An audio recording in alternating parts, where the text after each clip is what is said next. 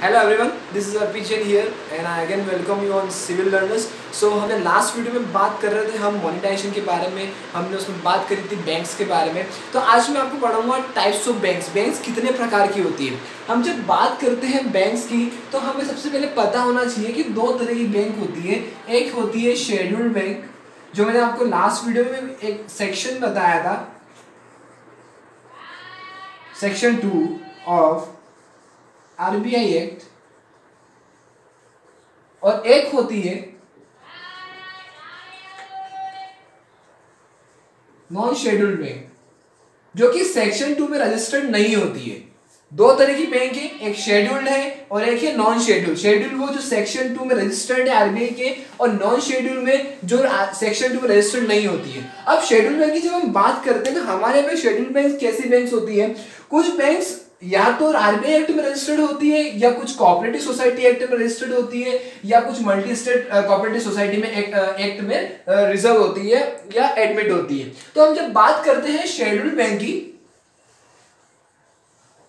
तो हम first of all बात करते हैं the head of the bank, that is central bank, जो शेड्यूल्ड बैंक को बताता है कि शेड्यूल्ड बैंक होती क्या है। तो when we talk about central bank, I think मैंने आपको सेंट्रल बैंक को बहुत अच्छे से पढ़ा है, मॉनेटरी पॉलिसी के बारे में पढ़ा है, हमारे यहाँ पे बॉन्ड्स क्रिएट होते हैं, मोनेटाइजेशन कैसे होता है, डिमोनेटाइजेशन कैसे होता है। When we talk about section 7, हमने लास्ट वीडियो में बात करी थी, सेक्शन 7 की बात करी थी, जिसकी वजह से उर्जित पटेल हमारे जो लास्ट आरबीआई गवर्नर रह चुके थे 2016-17 में, तो उन्होंने अपना रिजाइन कर दिया था just because of central government section 7 के थ्रू अपने ज्यादा से ज्यादा इंटरफेयर करने लग गई थी। तो हमने सेंट्रल बैंक के बारे में पढ़ा।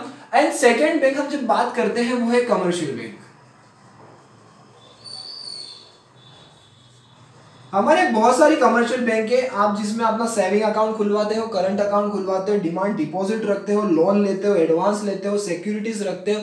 और कमर्शियल बैंक वो बैंक जो सेंट्रल बैंक के साथ सीआरआर रखती है as a reserve, as a security, और as a SLR, state liquidity ratio रखती है अपने साथ। क्योंकि कमर्शियल बैंक एक बहुत हाई कॉस्टली बैंक होते हैं, वो ज्यादा से ज्यादा सिक्योरिटी रखना उनके लिए बहुत जरूरी होता है, क्योंकि वो कहीं ना कहीं हमारे यहाँ की इकोनॉमी को डेवलप करने में कमर्शियल बैंक बहुत ज्यादा इंपॉर्टेंस रखते हैं। और आई थिंक आज हमारे यहाँ पे जो एनपीएस होते हैं, नॉन परफॉर्मिंग असेट्स,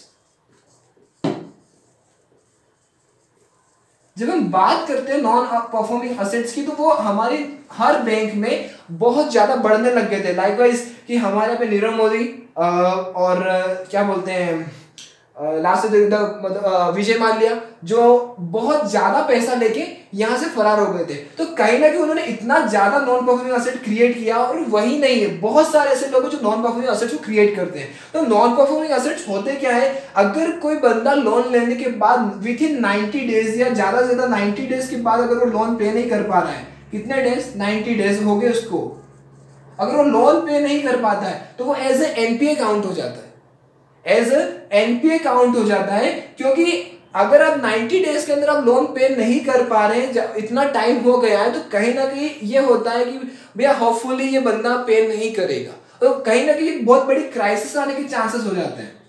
तो एनपीएस ये होते हैं। तो हम जब बात करते हैं कमर्शियल बैंक की, तो हमें लोन एसेट्स प्रोवाइड करवा के हमारी इकोनॉमी को डेवलप करते हैं। अब बात आती है मोस्ट इंपोर्टेंट, जो आपको मैंने पढ़ाया नहीं है अभी तक, कमर्शियल बैंक के बारे में आप जानते हैं, सेंट्रल बैंक के बारे में आप जानते हैं, बट आई थिंक मैंने कोऑपरेटिव बैंक की कभी बात नहीं करी है।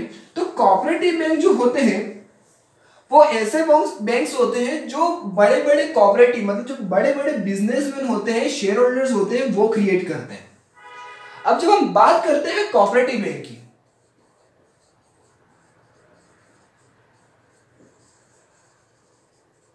नाम से पता लगता है कोऑपरेट, एक दूसरे का समर्थन करना। तो जब यहां पे डिफरेंट शेयर होल्डर्स या बड़े बड़े इन्वेस्टर्स या बड़े बड़े कोऑपरेटिव मोनोथॉर्म्स जब बात करते हैं, हम इनकी जब बात करते हैं, तो कोऑपरेटिव बैंक्स वो बैंक्स होती है जहां पे कस्टमर अपना खुद का ऑनर भी होता है। The customers are owners, customer खुद ही ऑनर होते हैं। अब कोऑपरेटिव बैंक क्या रोल प्ले करते हैं हमारे पे, कोऑपरेटिव बैंक जो होती है आज जब हम बात करते हैं रूरल डेवलपमेंट में, रूरल डेवलपमेंट मतलब हमारे के एग्रीकल्चर में अगर कोई डेवलपमेंट में अगर सबसे ज्यादा साथ निभाता है तो वो होते हैं कोऑपरेटिव बैंक्स। ओके, जैसे हम बात करते हैं एग्रीकल्चर कोऑपरेटिव बैंक।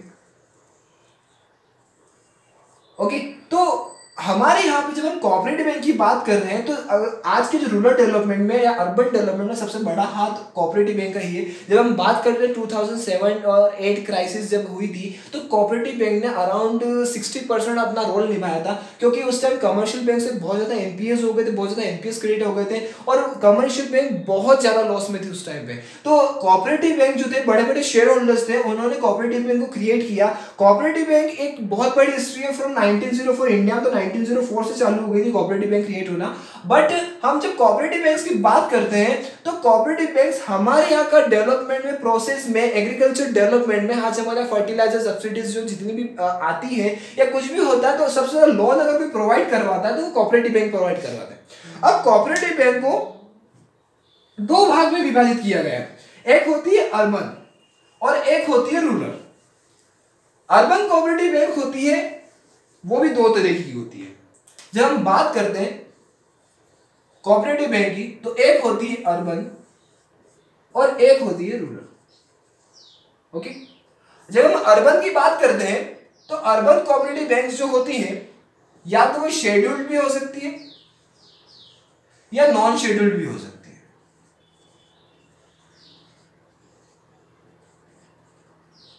ये रजिस्टर्ड होती है कोऑपरेटिव सोसाइटीज एक्ट के तहत। ओके, जो कि अभी 2002 है। ओके, कोऑपरेटिव सोसाइटी एक्ट में रजिस्टर्ड होती है। जब हम बात करते हैं रूरल बैंक की, रूरल डेवलपमेंट बैंक की, तो ये दो तरह की होती है, एक होती है लॉन्ग टर्म, एक होती है शॉर्ट। ओके, दो तरह की बैंक। जब रूरल कोऑपरेटिव बैंक या अर्बन कोऑपरेटिव बैंक की जब बात करते हैं, या फिर सेंट्रल कोऑपरेटिव बैंक की हम जब बात करते हैं, रजिस्टर्ड ये अपने आप में कोऑपरेटिव एक्ट सोसाइटी के अंदर ही रजिस्टर्ड होती है। बट ये कहीं ना कहीं अगर किसी स्टेट की भी कोऑपरेटिव, हर स्टेट की अपनी कोऑपरेटिव बैंक होती है, तो वो भी उस स्पेसिफिक स्टेट के कोऑपरेटिव सोसाइटी एक्ट में रजिस्टर होता है। या एक कोऑपरेटिव बैंक किसी एक से ज्यादा स्टेट की भी हो सकती है, तो वो multi state cooperative society act में जाके रजिस्टर्ड हो जाता है। ओके, तो हम जब बात करते हैं लॉन्ग टर्म की तो इसका अगर एक एग्जांपल लेते हैं तो हमारे यहाँ पे है state agriculture and rural development. ये एक लॉन्ग टर्म है जो लॉन्ग टर्म लोन्स प्रोवाइड करवाते हैं और लॉन्ग टर्म स्टेट में काम करते हैं। और एक जो शॉर्ट टर्म बात करते हैं तो वो मैक्सिमम हम बात करते हैं agriculture cooperative, only agriculture cooperative bank. But हम जब लॉन्ग टर्म की बात करते हैं तो कहीं ना कहीं रूरल का डेवलपमेंट, रूरल डेवलपमेंट मतलब एग्रीकल्चर ही नहीं, वहाँ उस विलेज का जो भी वहाँ पे जो इंफ्रास्ट्रक्चर की जरूरत है या वहाँ पे डेवलपमेंट कैसे करना है, या अधिकतर आज हम बात करते हैं आवास योजना की, या बहुत सारी ऐसी पब्लिक पॉलिसीज है जो कोऑपरेटिव बैंक के थ्रू काम करती है। क्योंकि कोऑपरेटिव बैंक एक ऐसे बैंक है जो सबसे पहली प्रीफरेंस कोऑपरेटिव बैंक की ये होती है short term bank. Short term loan सबसे ज्यादा प्रोवाइड करवाते हैं वो है कोऑपरेटिव बैंक। अराउंड इनके जो 80% लोन जो होते हैं वो शॉर्ट टर्म होते हैं। शॉर्ट टर्म क्यों होते हैं? क्योंकि जो बड़े बड़े इन्वेस्टर्स होते हैं उनका बैंक होता है। इस पे कोई सेंट्रल गवर्नमेंट ज्यादा ज्यादा अपना हुक्म नहीं चलाता है। There is no dominance of central government as high as on the commercial bank and the different kind of bank. हमारे में एनपीएस बढ़ रहे थे, इसी वजह से आज बैंक्स मर्ज होती जा रही है और अराउंड कुछ 8 मेजर बैंक्स बची है जिनमें सबको मिक्स करते ही जा रहे हैं। Like Allahabad bank, oriental bank mix हो गए हैं, Punjab national bank, Canada bank, ये सब मिक्स होते जा रहे हैं। तो हमारे यहाँ पे बैंक का मर्जिंग भी हो रहा है। ज़्यादा से ज़्यादा हम बैंक को एक दूसरे में सम्मिलित कर रहे हैं। ये क्यों कर रहे हैं? क्योंकि हमारे यहाँ पे जितने भी एनपीएस है उन्हें हम खत्म करना चाहते हैं। बट बात यह है कि हम एनपीएस क्रिएट कर रहे हैं और बैंक को मर्ज करने के बाद अगर हम एनपीएस खत्म कर सकते हैं तो कहीं ना कहीं अगर किसी बैंक में अगर कोई मेजर बैंक है, अगर उसमें छोटी सी भी क्राइसिस आती है तो तो वो पूरी इकोनॉमी को इम्पेक्ट करेगा। तो बात ये है कि अगर हम मेजर बैंक को क्रिएट कर रहे हैं एनपीएस को खत्म करने के लिए, तो ये एक एडवांटेज है कि भाई हमारे यहाँ पे एनपीएस खत्म हो जाएंगे। बट सबसे बड़ा डिसएडवांटेज ये है कि अगर छोटा सा भी कुछ इम्पैक्ट किसी मेजर बैंक में होता है, कोई सी भी क्राइसिस आती है, तो वो पूरी इकोनॉमी को हिला देगा। ओके, आते हैं अपन कोऑपरेटिव बैंक में। तो कोऑपरेटिव बैंक हम जब रूरल कोऑपरेटिव बैंक हम जब देख रहे थे, वो लॉन्ग टर्म और शॉर्ट टर्म में देख रहे थे। शॉर्ट टर्म की बात करिए हमने तो major loans 80% loan short term loans ही होते हैं कोऑपरेटिव बैंक के। अब हम बात करते हैं अर्बन कोऑपरेटिव बैंक की। अर्बन कोऑपरेटिव बैंक एक सेंट्रल कोऑपरेटिव बैंक भी हो सकता है या कोई सी भी बैंक हो सकता है जो मल्टी स्टेट सोसाइटी में भी रजिस्टर्ड हो सकता है, स्टेट सोसाइटी में भी रजिस्टर्ड हो सकता है। और हमारे यहाँ पे कोऑपरेटिव बैंक एक सबसे बड़ा रोल प्ले इसलिए करते हैं कि अगर हम बात करते हैं हमारे यहाँ पे आरआरबी की रीजनल रूरल बैंक या ऐसे बहुत सारे बैंक्स की हम जब बात करते हैं, तो कहीं ना कहीं उनका लोन प्रेफरेंसेस कहीं ना कहीं हर गांव में नहीं पहुंच पाता है, हर गांव में वो अपने असेट्स नहीं प्रेफर कर पाते हैं। तो इसकी वजह से कोऑपरेटिव बैंक एक ऐसा सस्टेनेबल आइडिया हो गया है कि जिसकी वजह से हम फार्मर्स को कहीं ना कहीं जाके डेवलप कर सकते हैं। ओके, सो हम नेक्स्ट वीडियो में बात करेंगे। हमारे यहाँ पे दो तरह की बैंक और होती है, वो होती है शैडो बैंक्स। मैं आपको नेक्स्ट वीडियो में डिस्कस करूंगा शैडो बैंक्स होती क्या है, और उसके बाद हम डिस्कस करेंगे एनबीएफसीज के बारे में, non banking financial companies. Okay, so I hope you understood it कि हमारे पे कोऑपरेटिव बैंक काम कैसे करती है, कोऑपरेटिव बैंक का रोल क्या है, सोसाइटीज एक्ट में रजिस्टर्ड होती है, शेड्यूल 2 क्या है। और एक बात बिल्कुल ध्यान रखिएगा, अगर कोई भी बैंक शेड्यूल्ड बैंक है, अगर वो किसी सेक्शन 2 में रजिस्टर्ड है तभी वो शेड्यूल्ड बैंक बन पाएगा, तो उसको सेक्शन 45 IA के तहत उसका उल्लंघन नहीं करना होगा। 45 IA बोलता है कि कम से कम उस बैंक के पास 25 लाख रुपए होना चाहिए, और जो नॉन शेड्यूल बैंक होती है उन्हें ये सेक्शन 45 IA फॉलो नहीं करना होता।